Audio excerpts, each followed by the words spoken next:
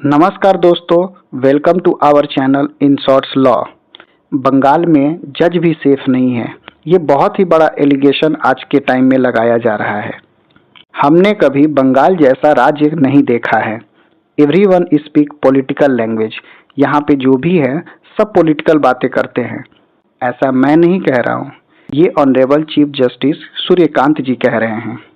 किसी भी देश को चलाने के लिए लॉ एंड ऑर्डर होना बहुत ज़रूरी है। अगर लॉ एंड ऑर्डर नहीं है तो वो देश नहीं चल सकता है। जो भी वेस्ट बंगाल के मालदा डिस्ट्रिक्ट में इंसिडेंस हुआ उसके बारे में हम देखेंगे। ये इंसिडेंस क्यों हुआ, किसने कराया और क्या इस इंसिडेंस के बाद प्रेसिडेंट रूल लगाया जा सकता है, सब कुछ इस वीडियो में हम आपको बताएंगे। सबसे पहले हम केस के बैकग्राउंड को देखते हैं। ये पूरा इशू आया कैसे।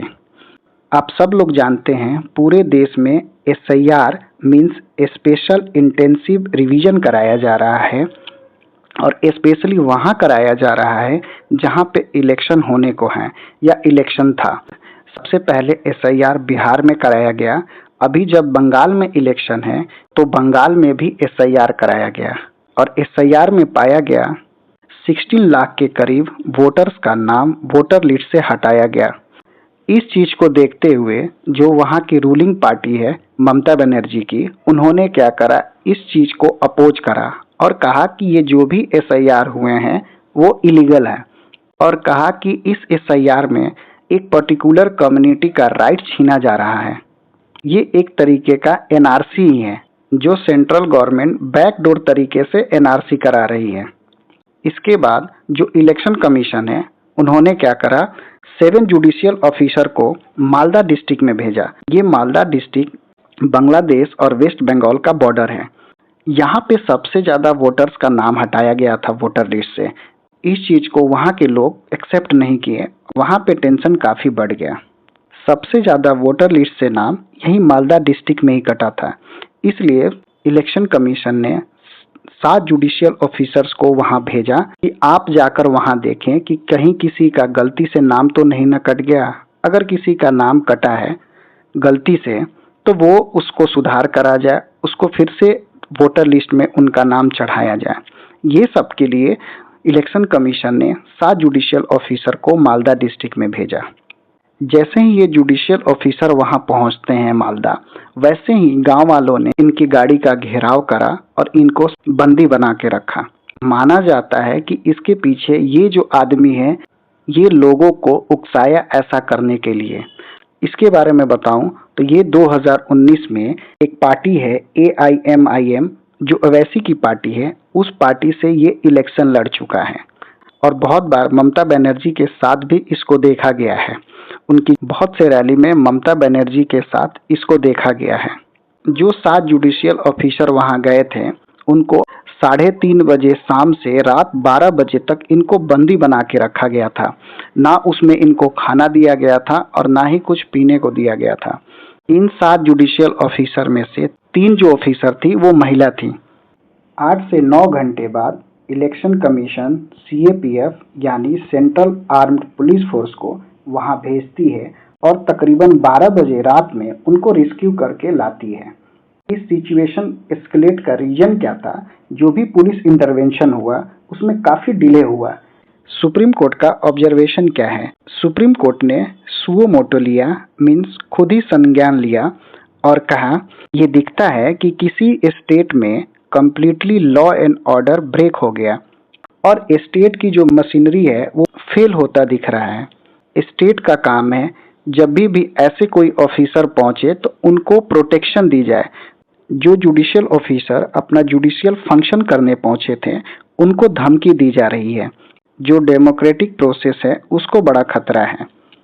सुप्रीम कोर्ट अभी तक कोई बहुत बड़ा एक्शन तो नहीं लिया है, लेकिन लीगल नोटिस भेजा है चीफ सेक्रेटरी को, DGP को और डिस्ट्रिक्ट अथॉरिटी को और पूछा है आखिर जुडिशियल ऑफिसर को अनप्रोटेक्टेड कैसे रखा गया, उनको सिक्योरिटी क्यों नहीं प्रोवाइड करी गई थी। Supreme court emphasizes that state has a constitutional duty to protect officials। State का संविधानिक ड्यूटी होता है जब भी इस तरीके के ऑफिसर्स आते हैं उनको प्रोटेक्ट करें। ताकि अपना काम अच्छे तरीके से कर सके, बिना डर के, बिना किसी के इफेक्ट में आए वो अपना काम अच्छे तरीके से करे। कॉन्स्टिट्यूशनल एंड लीगल डायमेंशंस, किसी भी स्टेट में रूल ऑफ लॉ होना चाहिए, जो भी लॉ है उसको फॉलो करना चाहिए। उस स्टेट में डेमोक्रेसी होना चाहिए, न कि मोबोक्रेसी। आर्टिकल 21 प्रोवाइड करता है right to life and liberty. जो भी जुडिशियल ऑफिसर्स वहाँ पे गए हुए थे उनका भी पर्सनल लाइफ एंड लिबर्टी है, जो भी उनका पर्सनल लिबर्टी है वो भी वायलेट हुआ और स्टेट अपना पॉजिटिव ऑब्लिगेशन नहीं निभाया। जो उनकी जिम्मेदारी थी कि जो भी ये जुडिशियल ऑफिसर्स वहाँ गए थे उनको प्रोटेक्ट करने का, उन्होंने प्रोटेक्ट नहीं किया। ये स्टेट का फेलियर है। तो क्वेश्चन उठता है, तो क्या इस इंसिडेंट्स के बाद प्रेसिडेंट रूल जो आर्टिकल 356 में दिया हुआ है वो यहाँ पे लगेगा या नहीं लगेगा? प्रेसिडेंट रूल तब लगता है जिस स्टेट में कॉन्स्टिट्यूशनल ब्रेकडाउन होता है, वहाँ पे प्रेसिडेंट रूल लगाया जाता है।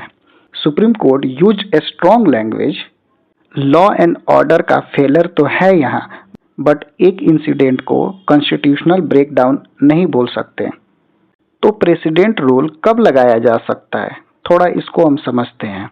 सपोज सुप्रीम कोर्ट ने कोई ऑर्डर दिया स्टेट को और वो स्टेट सुप्रीम कोर्ट का ऑर्डर मानने से इनकार कर दिया। इस टाइप के कुछ इंसिडेंट्स उस स्टेट में होना चाहिए जिससे गवर्नर को लगे कि इस स्टेट में जो भी लॉ एंड ऑर्डर है वो सही तरीके से चल नहीं रहा, इस स्टेट में लॉ एंड ऑर्डर का फेलियर है। तो गवर्नर प्रेसिडेंट से बोलेंगे कि इस स्टेट में लॉ एंड ऑर्डर सही तरीके से नहीं चल रहा है, आप यहाँ प्रेसिडेंट रूल लगाइए। तब जाकर प्रेसिडेंट रूल लगता है। इस इंसिडेंट के बाद भी नियर चिकन नेक, जो इंडिया का मोस्ट सेंसिटिव स्ट्रेटजिक कॉरिडोर है, वहाँ पे आर्मी ट्रक को 18 घंटे तक ब्लॉकेट करा गया। इसके बाद सीएपीएफ अपने एक्शन में आई और जो ये मफकेरुल इस्लाम है इसको फोर्स ने एयरपोर्ट से कल ही दबोचा। ये इंडिया छोड़कर बाहर भागने वाला था, तभी फोर्स एयरपोर्ट पे पहुंचती है और इसको पकड़कर जेल में डालती है।